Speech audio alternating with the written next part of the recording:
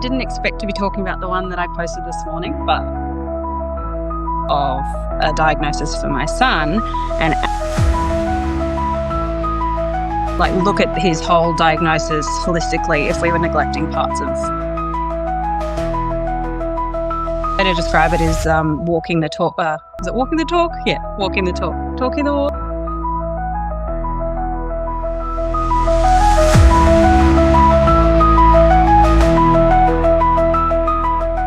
Welcome back to Sessions from the Edge, where I host real conversations with people reshaped by adversity.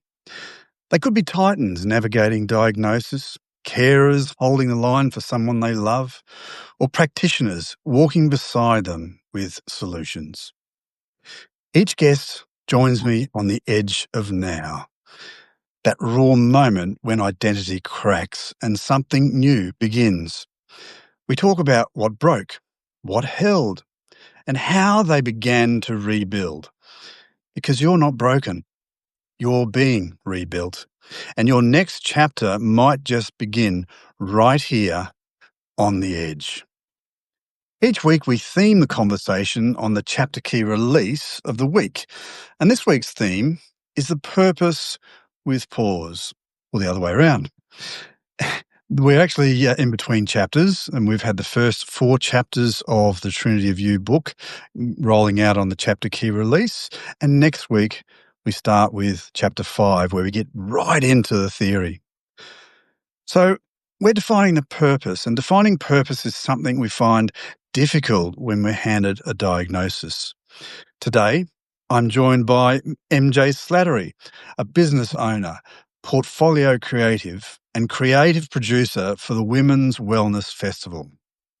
It's an annual event held for and with the local community, and it's now in its 3rd year, so it's actually quite a successful event. The focus of this conversation is around finding purpose, identity, and direction for her family, and the paediatric patient she has a lifelong relationship with, Johnny, her 5-year-old son. MJ regularly unpacks her thoughts and feelings on Substack through her Musings by MJ Slattery publication. It's quite a read, and nothing is held back as she gets creative about the balancing tightrope between businesswoman, wife, mother, and carer.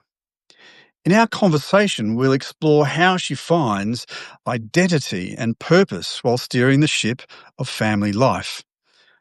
Also, her son's condition and the balancing of the family dynamic, which is, I imagine, quite a difficult thing. I must have to give a trigger warning here, because during this conversation, we'll be talking about children with life-threatening conditions. If this is a subject that raises concerns with you, I strongly recommend not listening to this episode, or, alternatively, seeking professional advice afterwards if it's something that has impacted you. Well, welcome, MJ, and thank you for bringing your light to the edge. If it's okay with you, I'd like to start with your post this morning and talk a little bit about you, because it gives us the opportunity to consider how carers still have their own lives before being carers, mother and wife in a family with a lifelong titan in the mix. So this piece this morning on her site was titled Shortcomings, I've Got Plenty. Can you identify the identity that you're struggling with in your own successful story, and how you're unpacking that in a creative way on Substack? To me, it's almost feels like a purging of thoughts, so you can then switch and become a stoic and empathic carer. So Mia, MJ, over to you. Hello, thank you for that. So I didn't expect to be talking about the one that I posted this morning, but that only makes sense. So, shortcomings, I've got plenty, and that was inspired by Little Mermaid. So, of course, any 90s fans out there, you'll know what I'm talking about. But my Substack journey really came from being a lifelong creative and then putting that aside for motherhood and then stumbling into this whirlwind of a diagnosis for my son. And out of that, of all the things that needed the most tending to, it wasn't our son. It was actually us as carers and really figuring out where we sit in this. And I think the best way to describe it is walking the talk. Is it walking the talk? Yeah, walking the talk. Talking the walk. Whatever that saying is. Basically, yeah, my brain. We couldn't be supporting him to be his healthiest self and most optimistic self, and like look at his whole diagnosis holistically if we were neglecting parts of us. That, and for me being the mother, I guess having a lot of there was a lot of guilt and unknown about his whole condition for a while there. So tied up to the fact that I live with really lifelong chronic anxiety, figuring out where that sat and how I kind of ignored that little tidbit until it really came to a head. So that piece has been about 2 years of figuring out a bit of a chicken or the egg thing with when it comes to my anxiety, and where it is that I'm starting to understand that then impacts my motherhood, how I show up in life, how I am a partner and a business owner, daughter, and all that sort of stuff. So hopefully that answers your question. It does in a way, but just then before you talked about a responsibility, an ethical responsibility that you felt strongly about, and it comes out in your writing as well. Just go down that little rabbit hole a little bit, if you don't mind. Which rabbit hole? I go through a few of those. The one about being concerned for how you've impacted Johnny's life in terms of the condition that he's inherited / somewhere along the way it's come out of his genetics because he's too young to have experienced the life impact, to make the epigenetic focus. Yeah, absolutely. So with his condition, up until the point of being diagnosed, there was a lot of, especially as the person that carried him, brought him to life, as my partner was the other half. But for me, I was like, what have I done wrong? What have I don't know, consumed or just who knows what. But a lot of it, thankfully at the end, like with the diagnosis, we were confirmed that it's not anything we could have done right or wrong. It was more of a, as you said, like a DNA kind of, I call it like a glitch in the DNA matrix for him. But along that way, yeah, there was just so much of that unknown, and that he hadn't done this to himself. It was us had brought him into the world, and we'd done what we thought was right in terms of being really active and proactively conceiving, being as healthy as we can. And I was being very conscious about everything. I was going to acupuncture, chiro, like making sure I was fit, all of those things, doing all the right bits, and nothing really seemed that different until he was born. And so then we had sort of struggles with breastfeeding and everything, and him not growing, and it was just felt like it was compounding this fear that something had done wrong the whole way until we found out what it was. Right. Would you mind? Sorry? A lot to carry. Yeah. A lot, absolutely a lot to carry. And what was the acupuncture and chiro bit? What was that in terms of where did it come into the picture? Well, that was with my pregnancy, so I kind of treat things like projects. And I feel like this was a project that we went into. We had been together for a really long amount of time and decided we wanted kids. And so it wasn't like a, one night stand or anything like I was, which I know that much. And sorry for that joke. But yeah, so we were really proactively conceiving. And so I went and found acupuncture was really helpful for just that preconception kind of phase. And then chiro was really good for my back and making sure my body was good for birth and everything. So yeah, I just felt like I was ticking all of the boxes, doing all of the right things to get ready to have this baby. And we did, and the birth was great and everything. And that's when things started to go south. Okay. So would you mind giving us a quick picture of the family dynamic, your business life and the broader daily envelope around your family and this condition, just to set the scene for that family makeup and what it feels like without the influence of a titan with a chronic condition. We'll overlay that later. Yeah, so I feel like you sort of talk about the knife edge. So there was a before and after for us. How the dynamic looks now is totally different to how it looked before. Not only in how sort of our family, we work together and our extended family, how they all support us and everything. But even the way that I've gone about my career, it totally changed after this diagnosis. For my husband, it stayed the same a little bit, but he's definitely found that there's things that the priorities are different. But for us, I just feel like I can't explain exactly what that looks like before and after, but it's a total difference. It feels like the journey of his diagnosis was a really big turning point for us in the best way possible. Not saying that anything was really that bad beforehand, but I guess it just really, when you have this sort of diagnosis, it's a bit of a wake up call and like what matters. So for us, it's very much, I guess if I was to explain now, it's we do it as a team and it's very much a team effort. My husband, I, his brother, and Johnny. And so it's very much a conscious decision to do things and to keep those conversations open and age appropriate. Um, Before the diagnosis, we're just figuring it out. We're scrambling a little bit and just kind of faking it till we made it. And then, yeah, we hit the knife edge of time, I think. Mm. So the focus of this discussion is around being a carer.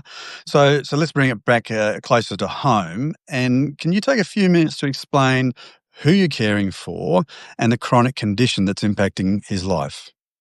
Sure. So he decided on his name. So I'm going to call him Johnny. That was his pen name that he decided on.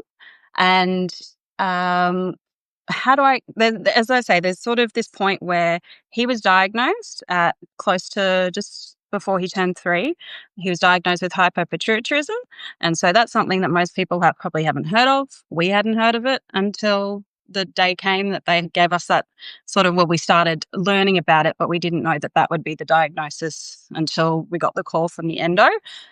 So that is what he has congenitally. So usually people can be diagnosed with that kind of condition if they have, say, a tumor or a bit of a growth there, benign or cancer, and it really kind of messes with the pituitary gland. For a small amount of population like him, his didn't grow to the size it should, so it's way too small for what it needs to be doing, and it essentially stopped functioning because his body had lost all of the stores it got from me. So there was this point in time up until about a year old where he wasn't growing beautifully, but he was growing, and then it just kind of stopped. And with that, there were some other symptoms that just didn't seem right. But we were first-time parents. We didn't know if this is just how difficult babies were. And so there was a lot of things that we looked back in hindsight going, they all added up. But it was the growth thing that really triggered the looking for that diagnosis and understanding what was wrong. So hyperpituitarism, it looks different for absolutely everybody. You can't say that one person that has it with, this one person has these symptoms means it's going to be exactly the same for another person. And that's things like endocrine conditions are always very specific to the person.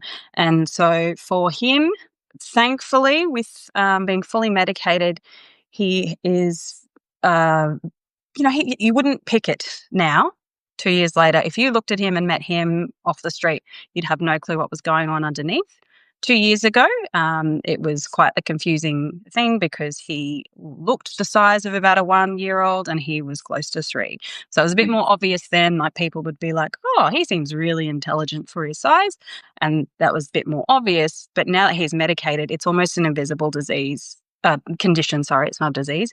An invisible condition that is fully medicated, but you just wouldn't pick it. In terms of hypopituitarism, it does affect so many different hormones. So I would point people to there's an article that I have in my Substack that also links to the Australian Pituitary Foundation, and that explains what it affects. But in summary, things like growth hormone, thyroid function, cortisol function, and for him, we'll be watching the testosterone side of things as he grows up. And for females, it would affect so many more hormones to that as well. So very multifaceted, but they're the ones that he's being affected by.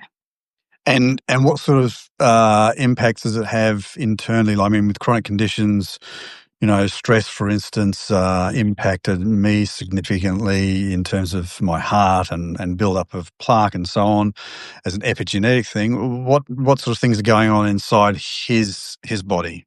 Yeah, so until his diagnosis, even though I'd heard about things like thyroids, because we've got history of thyroid conditions sort of in the family, didn't really understand what the pituitary gland did and how much those hormones impact the function of your body.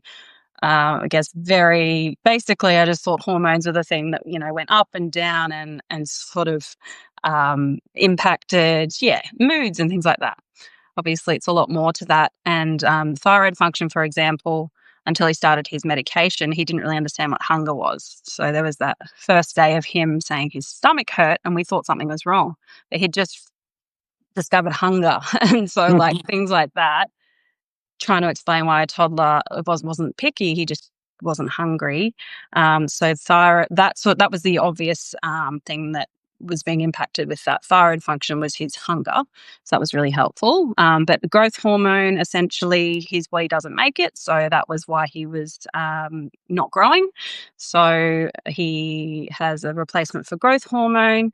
But the real kicker that puts him in the category of being a bit of they kind of roll out the red carpet at the hospital if he has an issue with this, is his cortisol levels. So he's at risk of adrenal crisis. And that is something that, again, unfortunately, is so specific to the person. So we don't know what it's going to look like for him or how he could get it. But we've been given examples of, say, the best one for a toddler I think of is breaking an arm. That could be a life-threatening incident if it's not treated really, really quickly. So we're still trying to understand for him how that might look. But our emergency management plan kind of gives examples, and it helps educators that say he goes to care for, or helps us or hospital staff to understand, okay, he might be looking or feeling like this. It's probably not a worry. So if he fell over and scraped his knee, not such a worry. But if it was something to do with like a bone, or he'd been in a car crash, or something a little bit more, say, shock, that sort of thing, his body could basically go into crisis and shut down, I think is the best way to explain it, not scientifically. And when you say go into crisis, would he have a heart attack, a stroke? Would it be? Is there what are the ramifications? I suppose because when you think about it, he's a young boy. Boys climb things. Boys fall off things. I can think of plenty of examples as a child when I've fallen out of. Literally, back in the 70s, there was a tree that I was right at the top of the tree, climbed all the way to the top, and it just so happened there's a thing called a torreliana, and it snaps off really easily, and the branches just went, dung, dung, dung, dung, dung, dung, dung, dung, dung, down, literally about 7 or 8 meters. What impact does that have on his life? Because, obviously things like football, soccer, ball sports of any kind, contact sports, how do you manage all those sort of things in relation to what can happen to him? One step at a time, I think, is the best way to put it, one day at a time.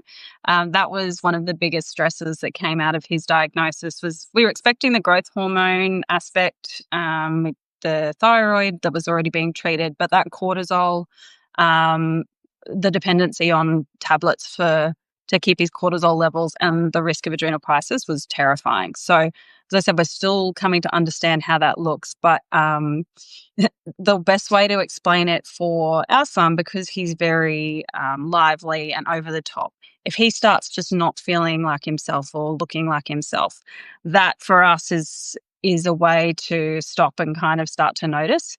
There's things like graying a little bit and just more lethargic. It's almost the things that you'd imagine, almost like when you go into a bit of shock. I think the symptoms may play out similarly to that. And so he needs adrenaline, essentially, I'll need help with that. And so basically we've been told to call the ambulance if we're worried. They've got everyone in Queensland has on board what he needs. Give him a shot. We've also got emergency shots that we carry on us in case we're camping or something like that, and just give him a boost just in case. So it could be similar. The best way to explain it, like an EpiPen. It's like that sort of. They're going into that event. It may look different from one kid to the other, and that's why we've asked the endo so many times what to look out for, and she's like, we have this list of symptoms, but also it's different for every kid, and we don't know what his looks like.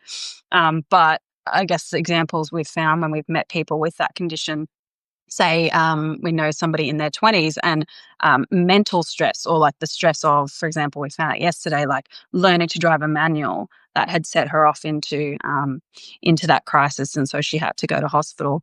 So again, we're going to be finding out as he gets older, as he has that rite of passage of falling out of a tree, that so many of us have done. I did that. My hubby did. Like, it's those sort of things that we thought, would just feel like a carefree, inconvenience. But for us, it just adds that extra layer. And even having an interview for prep next year, and the principal talking about, school camps and everything. And, the plan will have to have in place for that. So just so much to think about, and so many unknowns. But yeah, one day at a time, and very well medicated and keeping to lots of checkups and stuff. Wow. And so now that you're in, a couple of years into the routine, I imagine it's becoming easier. But go back to the early stages, right before, when there was a day in hospital when they were conducting extensive blood tests for you to get the PBS funding, support and so on for his condition, because they had to figure out if he was actually at the level that needed it, etc. Because I'd like to understand the sort of medical industry hurdles that that you have to work through as a carer of a paediatric titan. Yeah, so that's one of the first tests that we wanted him to fail spectacularly, because the PBS, without the PBS, it's about, I think, close to 50 grand a year for those shots. And so while he may... 50 grand a year? Yeah, I think that's where it's sitting at the moment. It's quite... That's in Australia. That's not with, any other sort of loads that you have in America and things. I must imagine it's more expensive there. Yeah, we were on support groups before he was diagnosed, and we were counting our blessings that we weren't in America, because it depended on the company you worked for as to who had insurance to cover that. So if you changed jobs, you'd have to fight that. So very lucky to have PBS here. But in order to tick those boxes, because it's a very expensive exercise, he needed to go through quite an extensive test, which is why they kind of push it as much as possible when they're young, because it was a 4-hour blood test of quarterly blood draws. And again, the medical terming for it, it's almost like in pregnancy you get like glucose testing. They're basically trying to test his body to see how it would react to a certain like for the growth hormone, to see how it would peak. And so he peaked really, really low. And so it was basically suggesting that his body doesn't make growth hormone at all.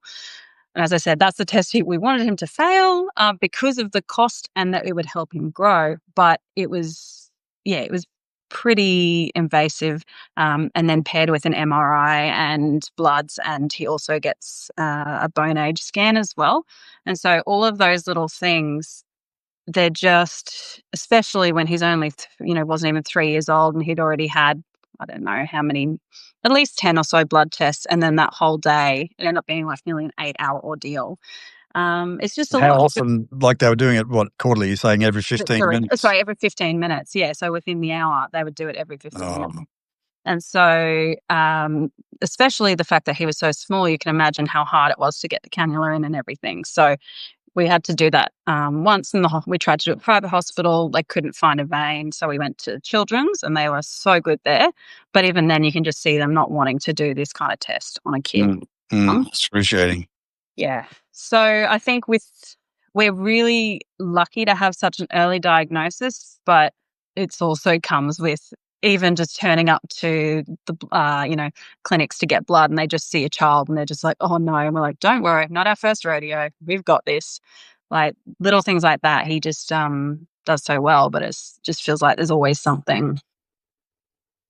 And let's start talking about Johnny himself and this whole condition from his perspective. How does he feel about the condition? Does he know about it? Does he understand it? Does he accept it, reject it? What? Yeah, so we made the decision pretty early on to talk to him about this in a way that was as age appropriate as possible. I think because there was so much that needed to be done, and there was a certain point where he was getting older, he realized that he was different to other kids in some regards, especially when we had our second son. He would, start to notice that he doesn't have medication like he does, or he doesn't have these tests like the eldest one does. So there was a point where he really started noticing that he was different. But for us, we've tried to find a really fine line between it's important for him to understand he's different for the sake of his health and for the sake of the fact that he needs to have his medication and everything, but not so different that he feels, that he's isolated because he's different or that he's more special than anybody else. So it's like a really fine line, I think, between those three things. Mm. And I'm not sure if it's because he's been exposed to so much so early on. We know another family who's got a daughter a year older than him, and it sounds like their memory's very similar, but I think they're quite mature for their age, and whether that's because of what they've been through and, just the things that he picks up on. He asks a lot of questions, and we try and give him the most age appropriate but honest answers so that he knows it's his body too. So one of the challenges that me and my husband had to kind of get over, but it was a request from him to do his growth hormone shots at night when he's sleeping. So we have to do it usually in his buttocks, and so he doesn't love that. But there was one night where we were just pushing it, and he was asleep, and we had to do it, otherwise we'd miss the gap or like the timing to do it. And so we did it, and we told him the next morning, and he thought, he was like, "Oh, I didn't feel that. Can you do that more often?" And like asked us to do that while he's sleeping. And for us, we're like, "Oh, this feels weird. He's asleep, it is consensual, but if that's what he's wanting and that feels better for him, then we're going to go with it." So like he knows he's different, but he also doesn't know any different. And so things like that, he just takes sort of, I don't know, in his stride.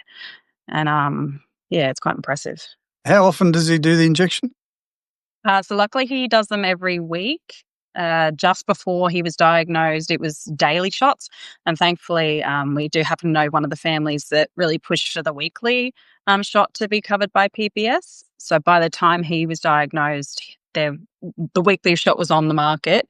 And it was that thing of, he won't know any different, so let's start with the weekly, even though it's a little bit more of a dose, and so it might hurt more. It means that we're not doing it every night. So very thankful for that. And flippantly, but realistically, he's got no backside, and that's, some people have suggested that's because he clenches his backside quite a lot when the injection. He does. The poor thing, it just kind of goes in, and I'm not sure like if that would have happened with this or not. So we've asked a few times to find. We can do it anywhere as such, as long as it's meaty enough, but it's hard on a small child to find like meaty areas. So it's total trial and error.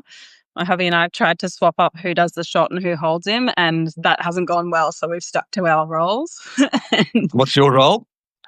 Giving the shot. Yeah. Right. So EpiPens, anyone has an attack, I'll be good now.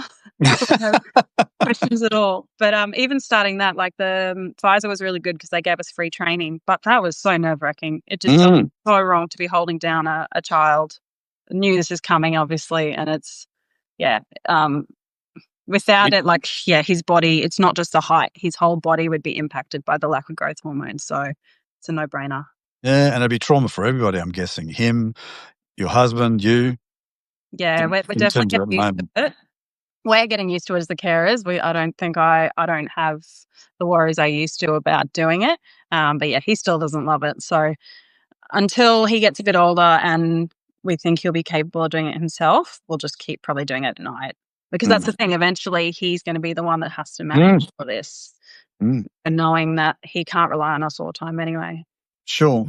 So we haven't sort of talked about his height in terms of comparison. When he was first diagnosed, you say at 3-year-old, what was his comparison in terms of his height and others of the same cohort? Yeah, so in terms of the percentile, he was minus 25th percentile when he was finally diagnosed. Like, that was the lowest he got. He's now at the 10th percentile for his height. So, for his age. And that's a big deal because now he just looks like some of the other kids that might be on that normal spectrum. Before then, his 1-year-old brother was catching up to him in height, and 1-year-old. So there's the comparison, 3 to 1. Yeah. Yeah, pretty much. And like, I think because we were in it, we knew he was small, and obviously we were having to keep up on his weight and his height all the time. But we look back on photos now and we're like, no wonder people were unsure how old he was. He was very, very small. And so, as we said, like, it wasn't necessarily for us. Yes, it was the height thing, but the lack of growth, and he just was not right. And then when the GP then passed us to the pediatrician, and the pediatrician kind of explained what it could affect, and we tried all these different things and tested his iron and troubleshooted to try and help him grow before having to do more invasive things. It just kept explaining it's more like, you hear growth hormone, you just think like, so I think, Olympians and stuff they try and get away with that sort of stuff. But like, he literally needs it for his body to do what everybody else that doesn't suffer from this, what their bodies are already doing. So, it will in the long term affect his bones. And if he didn't have it, when people grow up and they haven't had the growth hormone, their body really starts to suffer in ways that become chronic illnesses that they wouldn't have had otherwise. We're like, cool. If he was meant to be small, that's fine, but that's not the issue here. It was about that growth hormone and the comorbidity and so forth. How do Johnny's friends and family feel about his condition, and how do they treat him? Is it any different? Is it the same? What's the go there? Yeah, so it's really good. When we were diagnosed, we set up a thing called his pit crew. We're a Formula One family, and I think that was really handy because it wasn't just for him; it was for us. But everyone really got on board and wanted to understand, obviously, how to keep him as safe as possible. But they're already we've been told by our endo to expect hospital visits. They're going to happen. She can't say how many, and hopefully not too many, but we've had a couple of instances where they've been sort of close calls. But it's really nice to have that group of people, that family, that just get, like, if we're saying we need you to drop everything and go look after the other kid, please do that, thank you, or I need your help. And everyone just is so understanding. I think for all of us, it was a big transition because it was going from, thanks, Melissa. Yeah, going from us not really having that much interaction with anything to do with, especially like endocrine disorders or anything like that, or even knowing anyone with like pediatric health issues, to then being thrown into this world of, it was normal for you go into the pediatric endo, and there's just all these kids that are there for that reason. We're on the ward where right next to the cancer ward, and some of these kids actually do have conditions that affect their pituitary and stuff. So I think that was all a learning curve for all of us. We're going, wow, like, there's so much of a world outside of, just everything just working fine. And so learning that it's a condition that will affect him lifelong, but also that it's not the end of the world, I think it was a huge transition for all of us. And so, he's we've chosen settings like for his daycare and school and everything that one, are very safe for him, like they'll be able to accommodate, but two, we also make sure that we choose settings that aren't going to sort of point him out to be this huge difference and stuff like that. So a lot of his friends, especially at like daycare and kindy and stuff, they would have no clue what's going on. It's just mainly the educators and the carers.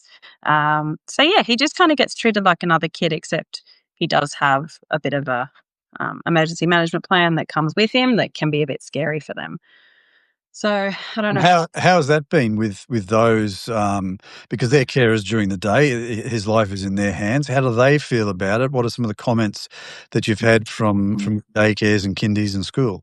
Yeah, I chuckle because it's almost you have to laugh about it.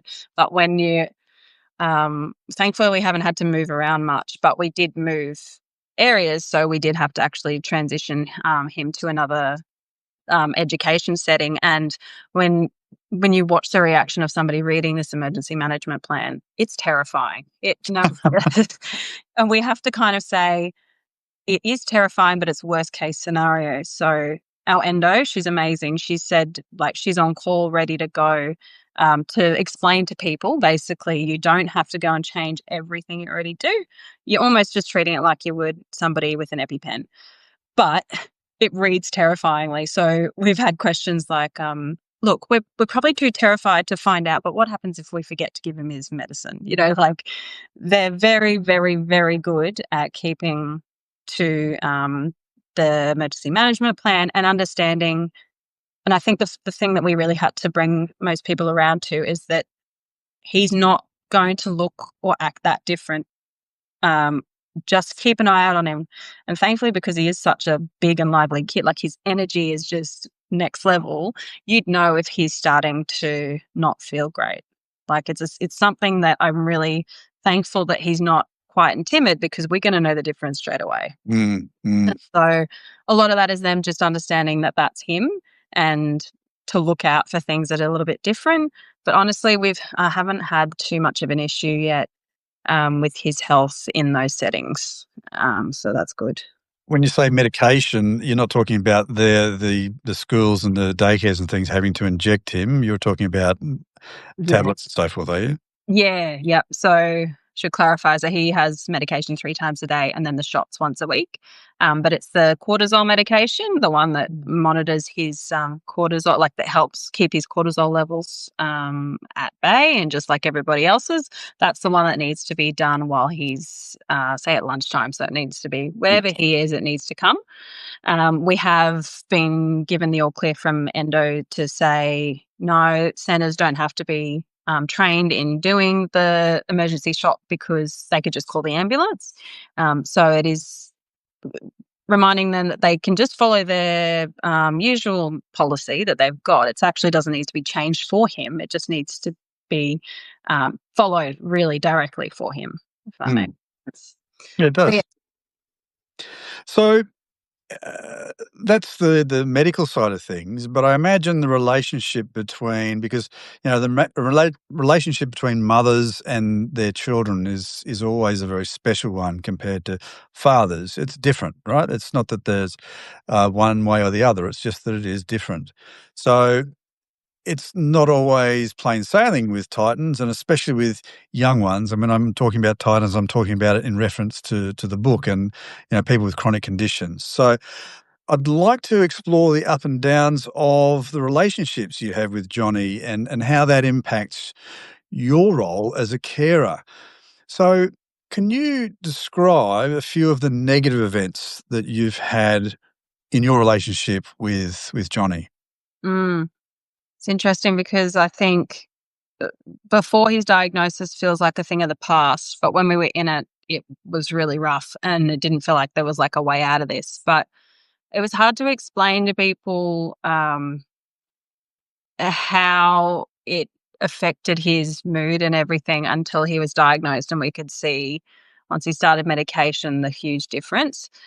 So I guess other than the fact that I was just on such high alert, keeping on top of his weight, and we had to weigh him every week, and was it my supply? Was it what was it? That meant he wasn't growing like he should. As he got a little bit older, his hormones would have just been totally out of whack, and so. I guess I was the one that was with him while my hubby was at work for the first year and a half or so, and so I found that I must have been the really safe space for him, and there was times where, I can't even, begin to explain how it was, but it just felt like I was the punching bag for him and his, imbalances and everything.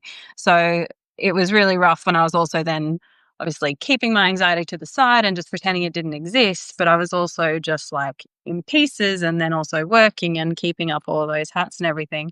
And then, it didn't feel like I had that bond with my son because, I just felt like the punching bag with him. And so once he was medicated, like we got to meet our toddler, and that was really exciting.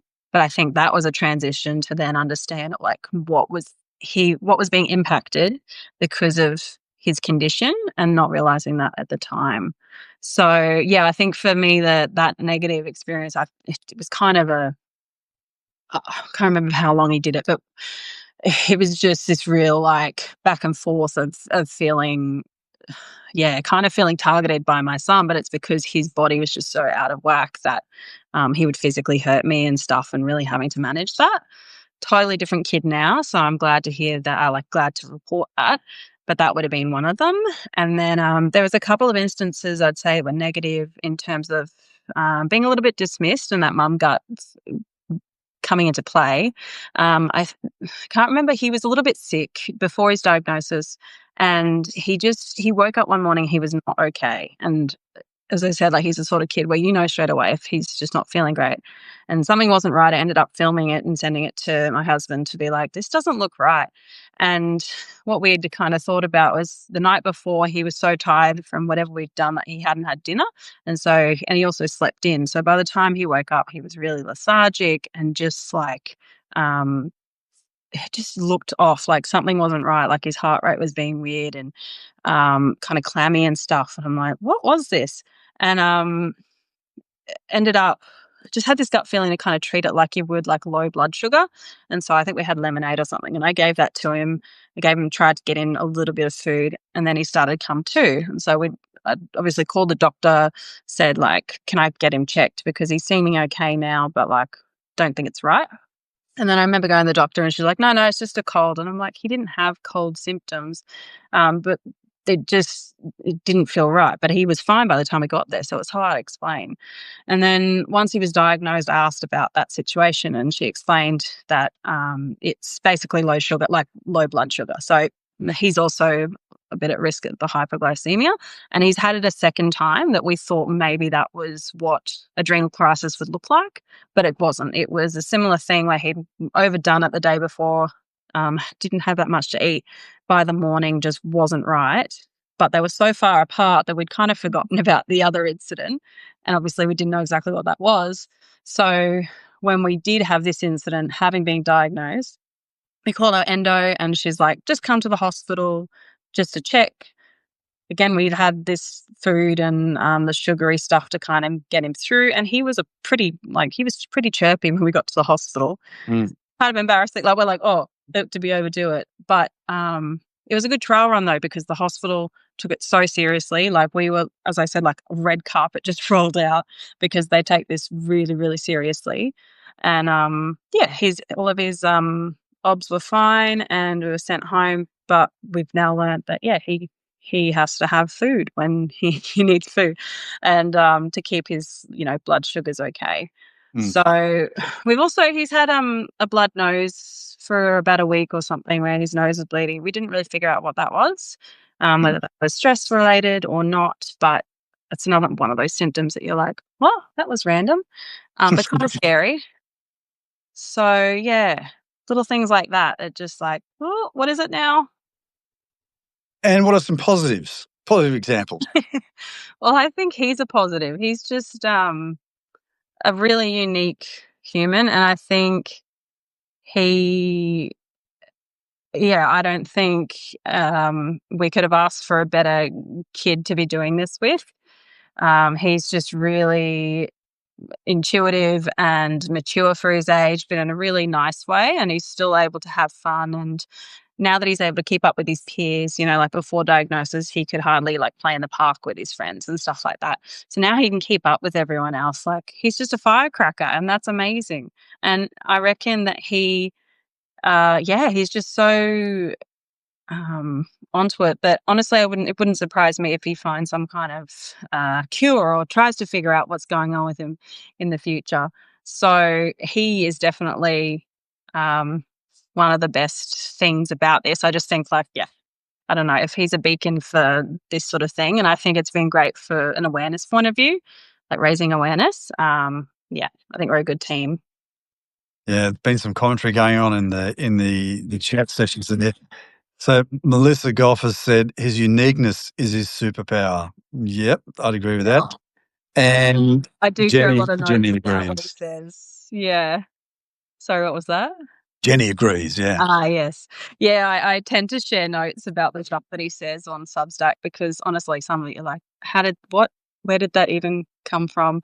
But as I said, we don't know, like, without the medical stuff, would he have been this mature and in tune with who he is? But yeah, I think he'll have it sorted, and I'm really glad he's also not the daredevil that his brother is, because that would, right. yeah. So we've been talking about him, but there's more in this dynamic, and that's family, because families are always taking a second seat in these sort of relationships. I've seen a few of them in the past, and it's hard. How do you balance the family dynamic with your husband and Johnny's sibling? Because there are needs of the family and there are needs of the Titan within the family. So how does that all work? Yeah, so it was really messy to begin with. I say messy because when we got his diagnosis, we kept on keeping. And I talk about this in one of the articles where we got the call from the endo, and like we were expecting to get the call from her that day, but not expecting that full diagnosis. And then I think we just kind of kept on keeping for a bit. And then I ended up in the middle of nowhere with a really bad panic attack about a month later and was totally in denial. I was like, what? Everything's fine. It's my lungs. They're giving out. And as a result, I was down for the count. And so my hubby had to try and pick up the pieces, but I'd kind of established this, like, I am the only one that can do anything stance that can take in motherhood. And so those pieces fell apart, and we've had to kind of build ourselves back up as carers and as a married couple. And while we'd been met with some adversity before having kids, this was definitely the biggest tester. And I don't think that we would have survived, our marriage would have survived if we'd had any kind of rockier foundations. So that was really interesting learning. But I think from all of that, we've kind of figured out, how to come back to each other. And, that kind of happens in motherhood and parenthood anyway. But just to add that on top it kind of just made like this beautiful storm look, I call it like the best shit storm ever kind of thing. And as in terms of his sibling, he was actually a really good baby, and I'm so grateful for that because he was the best, like, hospital sibling. He just kind of came along to things, and he's still so chill about it. But we were very conscious. There was these two thought ways of, like, the first one was I was terrified he was going to have the same condition because we didn't know about Johnny's condition until after we'd had our second. So it was this thing of relief and also worry that he was going to have the same issues. So even though he was growing fine, I was still wanting to get his weight checked and everything. So that sucked. But then as he's grown up, we have found a nice in between where it's not just all about this condition. And we also have had to be very just really conscious about the fact that, one, we're having to have medication around the house a lot, and there's meds going to be everywhere, like, just in case. And so I think from the early on, we really got our second to understand that the tablets are not for you. We don't want to test that, accidentally get him to have it. But also for him, just understanding that's what Leo does. I'm sorry, what Jenny has, and what he does, and that it's kind of normal. Like, it's not totally different. When it comes to the shots, he likes to kind of be like a support person for him. It's a bit sweet. But yeah, he doesn't really find it that different either. So I think as we grow older, I have this vision that the two of them are going to know how to have each other's backs, especially if they're going out somewhere. The youngest one is just going to have to learn some of that, medical stuff as a result. But yeah, they're pretty great together, and I think they'll be a good team. So what I'd like to do now is just take this opportunity to identify what life for an adult Titan, in Johnny's instance, with this condition might look like without the work that you're putting in as a carer and as a parent in these early stages? Because often, I'm sure it must be difficult at times and you think, oh, really? Do I have to? But then, what are the ramifications if this sort of work didn't happen, say when he's 30 or 40 or older? Mm. Yeah, absolutely. And I think the shots, they're the ones that remind us, feel like, oh, it's that time of the week again. But as I said, with the growth hormone, that's more of a later in life issue that would establish itself. So that could, as you know, as I sort of said, that chronic illness, it pretty much predisposes him to a lot of different things. And I think a lot to do with the bones and joints and things like that. The cortisol, that is much more life threatening. So we know another family whose the daughter's pituitary gland's just a little bit off, and as a result, she experienced adrenal crisis almost like the first 6 weeks, and so that was the point where it was life threatening as a baby. So that's the thing that we're really grateful that he what we found out about now when he still had a little bit of stores left, because as he would grow, there would be his levels would just continue to go down, and it's likely that he would have, had one of those incidents like broken arm, and it could have been, catastrophic, that sort of thing. So that keeping on top of that and understanding it means that we'll hopefully avoid that kind of situation. But that's the more life-threatening stuff. Thyroids, I think they're very similar to growth hormone in that I think probably as he grew up and hit puberty and that sort of thing, it would start to mess with his hormone levels, and we'd probably see it there. Mm. And the one we have to watch for testosterone, that obviously affects, things like fertility and just who he is. So we're going to keep an eye on that. Not really sure how that looks in terms of medication. Endo kind of takes us step by step by step and keeps an eye on things. But if he wasn't diagnosed now, unfortunately, it could have been scary figuring this out much harder way. And the problem that the family found where their baby had this issue is that they kept getting kind of dismissed as it's something else, because it can present in really sneaky ways and look like something else. So we're really grateful to have stumbled on this through lack of growth than through turning up at the hospital with a really sick kid. Yeah, right. And so as we come to the end of the session, I'd just like to ask a couple of questions and get your opinion for carers who might be watching this session, carers of children, and get some guidance and advice for them. So what are three tips or actions that you would suggest that carers should consider to dramatically impact the outcome of a diagnosis for their Titan? Yeah. So the first one I'd actually say is finding either a community online or in person that knows what you're going through. So we, during this sort of finding out the diagnosis, not knowing which way it would go, we did find a really good online community that was run by a foundation that was international, and depending on what you potentially were going to be diagnosed with, they would kind of siphon you up and you'd be able to just learn about other people's stories and their kids' stories.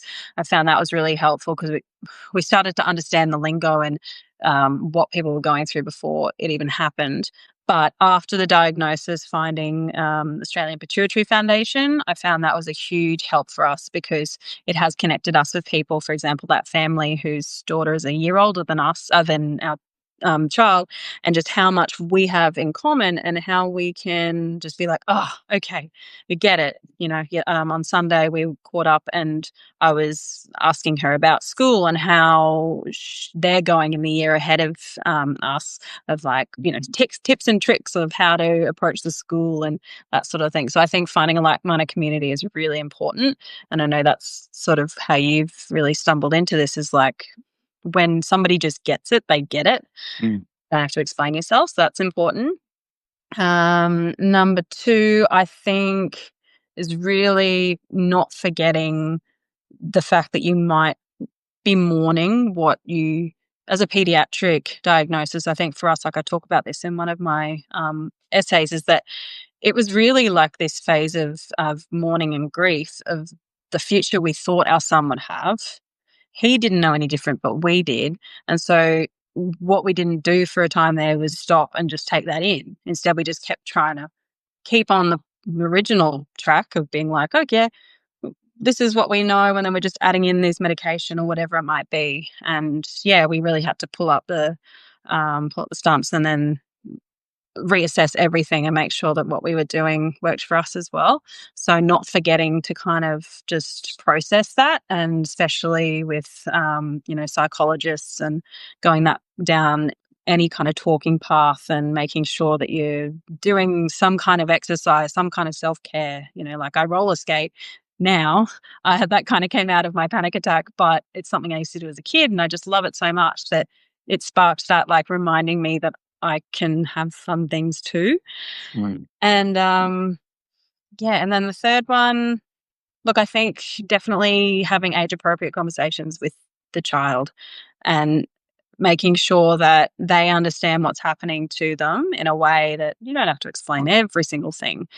But otherwise, I think for him, like, he could have really easily gone down that path of more of an anxious child if we started keeping certain things from him. And so I think that was a really good decision. While it was hard, and it's really like, oh, should we be having this discussion with a 3-year-old? Yes, we should, because it's his body. He needs to be making choices for his own body and understanding his limits, or his potential, now, I think. So then as he gets older, it's not like falling into the trap of realizing, oh, okay, that sent me into adrenal crisis because I didn't understand my own limits. So yeah. And what would you recommend to maintain a positive family dynamic? A lot of fun. I don't know. I think we've been reminded that, like, yeah, the small stuff is not worth sweating anymore. And so for us, it was obviously, knowing that his condition could be life-threatening. I think that was a really eye-opening and a good reminder to just have fun. So, like, for us, I think we just have a lot more family time that's really genuine. So, like, we just dance randomly. Like, it was yesterday, having a bit of a dance-off just after our teeth brushing. But yeah, my partner and I, like, I think we really have also found each other again, and we're almost like dating again, courting again, making sure that we're not just grunting in the kitchen if you're giving him these meds and, like, off, that sort of thing. So I think it's just having fun. I don't know, like, being creative, just doing what you want. Started writing again publicly. I've written forever, but started writing again, and it's just felt really cathartic to have fun and, yeah, get curious and creative and, yeah, and alone. And what's your best advice to carers for themselves to integrate their own needs into the situation? Well, I guess I kind of extended on that there, but it's almost that thing of what you're doing for your kid, you need to remember that you do for yourself as well. So I think that's the best way to put it. And last but not least, first question I like to ask everybody in the perspective that works for their situation. In your case, it's a carer. So if you could go back to the moment just before Johnny's diagnosis and whisper one thing to yourself and one thing to your family and one thing to Johnny. So there's three answers there. Mm. What would you say to each of those? To myself, be patient. To family, be patient. um, and to Johnny, it's not the end of the world. Yeah, I don't know. I think in the end, that's where we found that fine line of this feels huge now. And that was 3 years ago or 2 years ago. It's not the end of the world. But you're allowed to, yeah, be patient and feel the things. So. Well, MJ, it has been an absolute pleasure having you on the show. And by way of disclosure, MJ is actually my daughter. And Johnny is my grandson. We were keeping that out of the conversation because I didn't want it to be about us. Certainly, MJ wasn't invited into this conversation just because she was family.